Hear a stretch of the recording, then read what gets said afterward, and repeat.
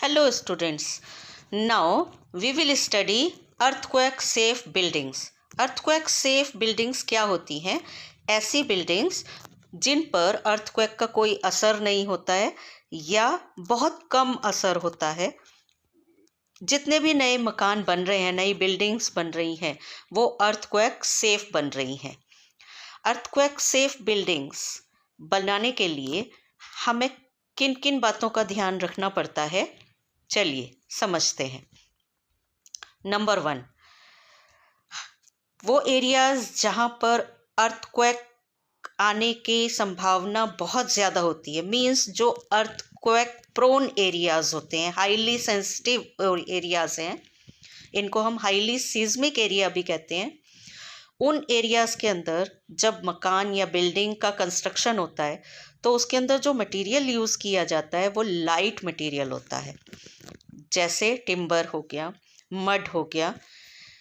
बजाय कि हम हैवी कंस्ट्रक्शन मटेरियल यूज़ करें, उसके अंदर हम हैवी मटेरियल यूज़ ना करके हम उसके अंदर लाइट मटेरियल यूज़ करते हैं।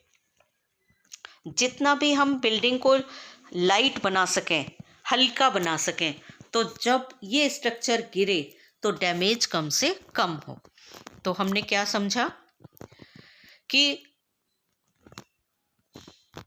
हाईली सीज्मिक एरियाज में the use of light construction materials like mud or timber is better than using heavy construction materials. Keep roofs as light as possible. In case the structure falls during earthquake, the damage will not be heavy. अगर ये buildings गिरती हैं तो damage बहुत ज़्यादा नहीं होता है। Next, it is better if the cupboards and shelves are fixed to the walls. अगर हम कबर्ड्स जो बनाए वो बाहर निकली हुई ना बनाए, वॉल के अंदर हों। जब अर्थक्वेक आए तो ये शेल्फ्स और अलमीराज किसी के ऊपर ना गिरे। It is better if the cupboards and shelves are fixed to the walls so that they do not fall easily. Third, photo frames, wall clocks, water heaters, जितने भी इलेक्ट्रिकल अप्लायंसेस जो दीवार के साथ टंगे रहते हैं, उनको हम प्रॉपरली हंग करें, जिससे कि जब भी अर्थक्वेक आए तो वो नीचे की तरफ ना गिरे।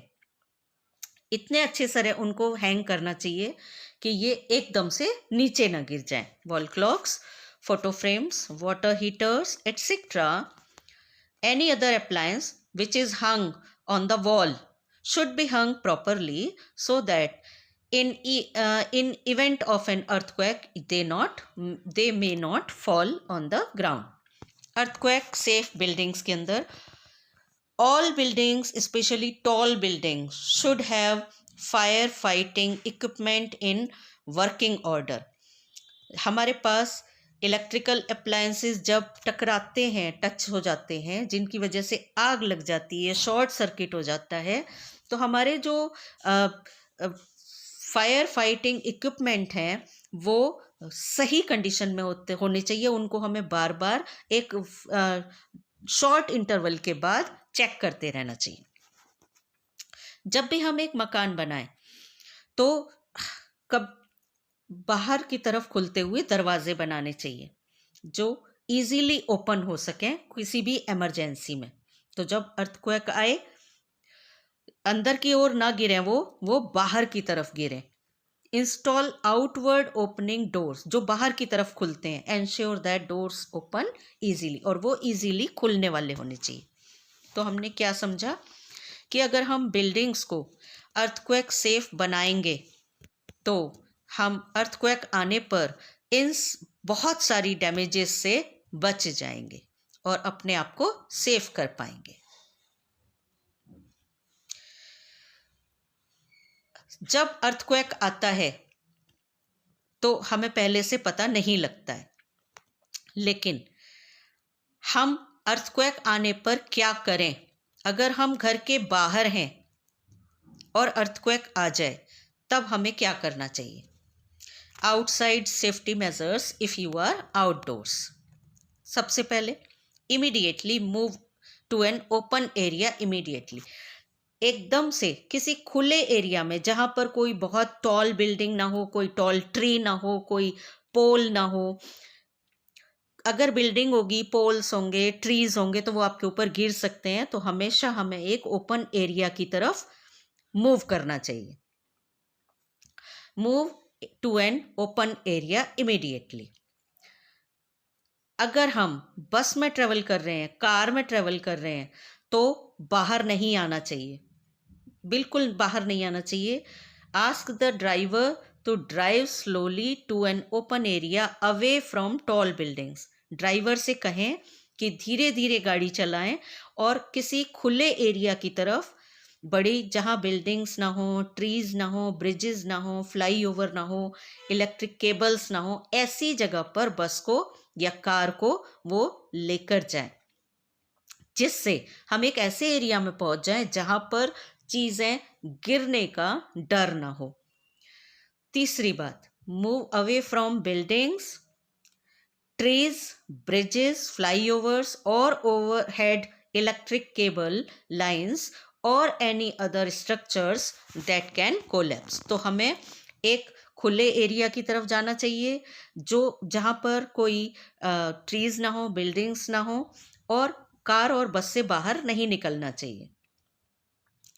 हमें टॉल बिल्डिंग से, ट्री से, फ्लाईओवर से, हाई बिल्डिंग से दूर जाना चाहिए, दूर रहना चाहिए, जिससे हमारे ऊपर ये गिर न जाए, क्योंकि ये सब गिरने के चांसेस बहुत ज़्यादा होते हैं जब एक अर्थक्वेक आता है।